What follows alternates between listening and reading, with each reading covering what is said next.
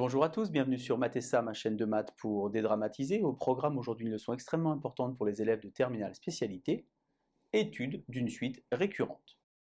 Nous sommes naturellement dans le chapitre de terminale spécialité sur les suites numériques.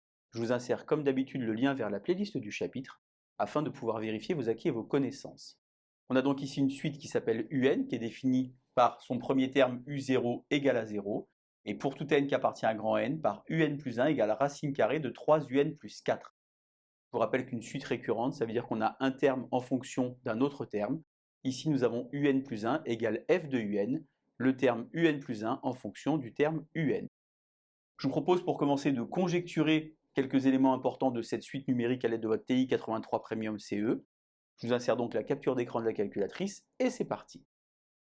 Pour pouvoir rentrer l'expression de la suite, on va donc d'abord aller dans Mode pour choisir le mode suite. Vous descendez donc sur la 5e ligne, vous allez sélectionner Suite que vous mettez en surbrillance. Lorsque vous faites seconde quitter, vous êtes donc sur l'écran d'accueil, rien n'a changé, mais finalement tout a changé. Vous appuyez sur la touche en haut à gauche, on va donc rentrer l'expression de notre suite, puisqu'il s'agit ici de UN plus 1. Sur le bandeau du haut, on va donc sélectionner N plus 1. On rentre alors N-min, le rang du premier terme, qui est donc ici 0. Attention, c'est ce 0-là et non pas celui-là. Et on descend sur la 3e ligne pour entrer la valeur du premier terme, qui est également 0. Et cette fois-ci, c'est ce 0 dont on parle.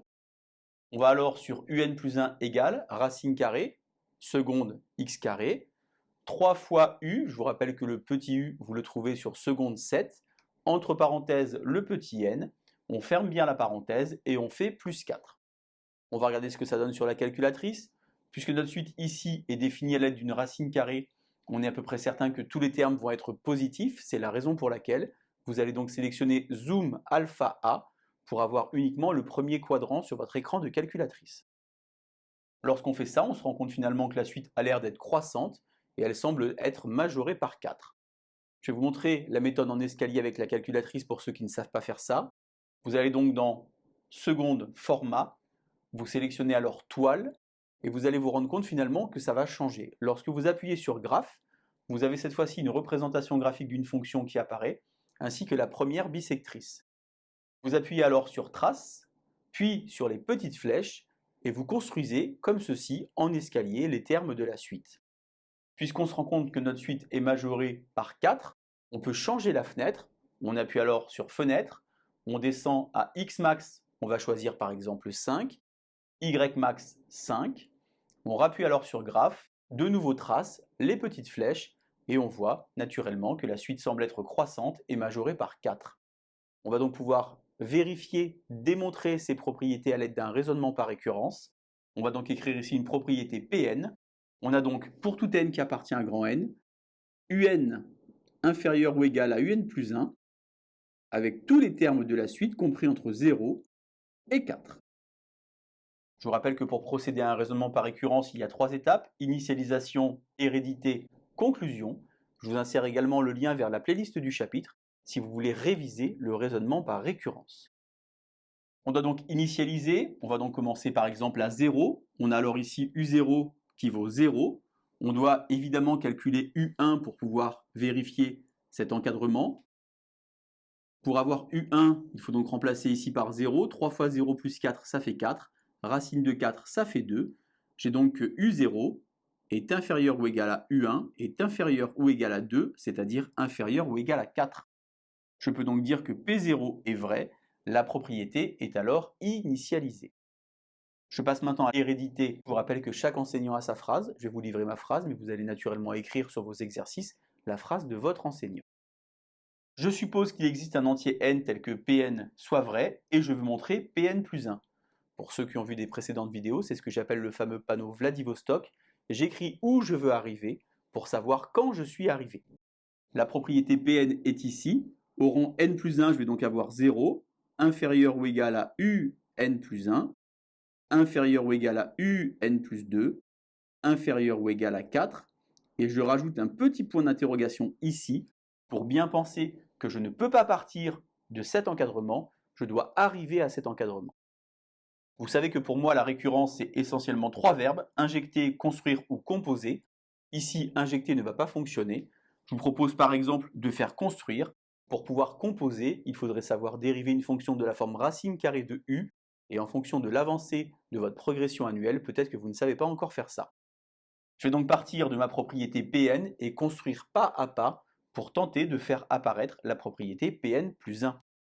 J'ai donc ici 0, inférieur ou égal à un, inférieur ou égal à un plus 1, inférieur ou égal à 4.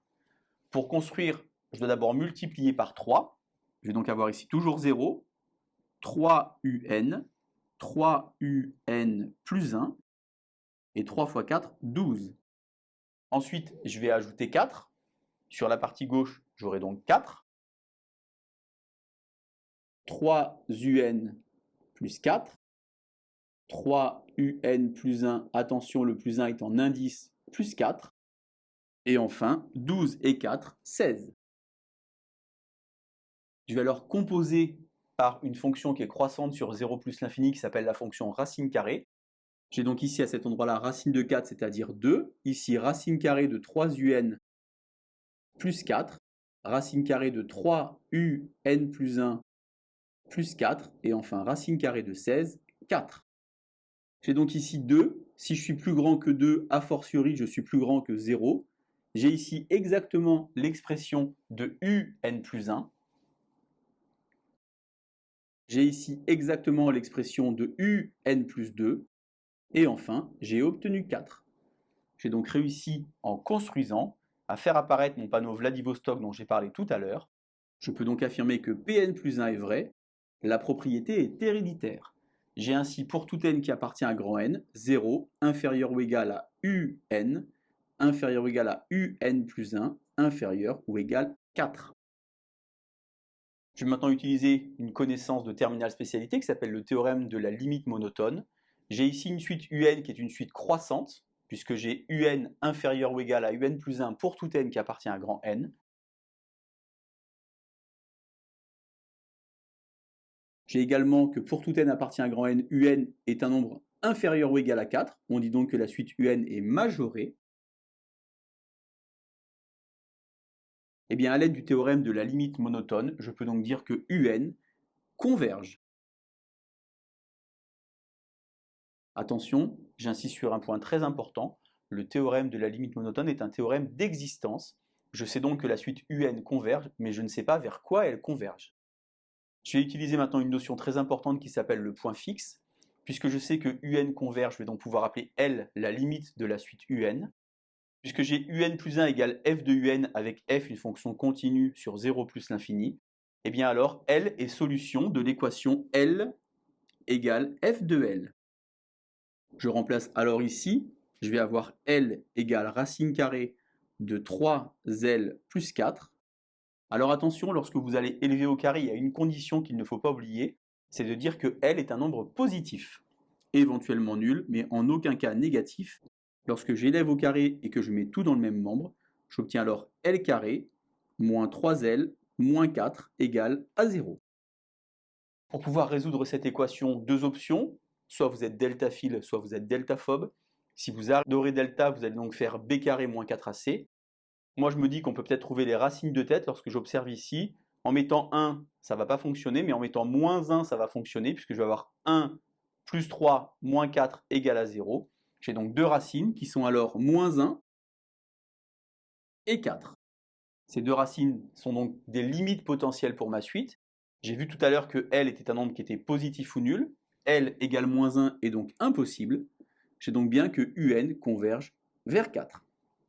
J'ai donc montré aujourd'hui dans la leçon que la suite était convergente, qu'elle était encadrée, c'est-à-dire minorée et majorée par 4, et j'ai également montré qu'elle convergeait vers 4.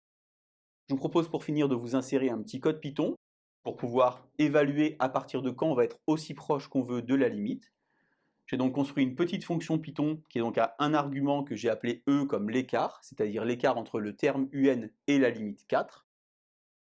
J'ai donc utilisé une boucle tant que avec l'instruction ABS, valeur absolue, ABS de U-4, et tant que l'écart entre U et 4 est plus grand que E, eh bien je tourne. J'ai par exemple fait tourner ce code Python avec un écart de 0,001, c'est-à-dire au millième, et je me rends compte alors que pour n égale 9, eh bien j'obtiens que l'écart entre U et la limite est inférieur au millième. Allez, c'est l'heure du code, je vous laisse vous entraîner, et je vous dis à bientôt sur Mathessa. Bonne journée.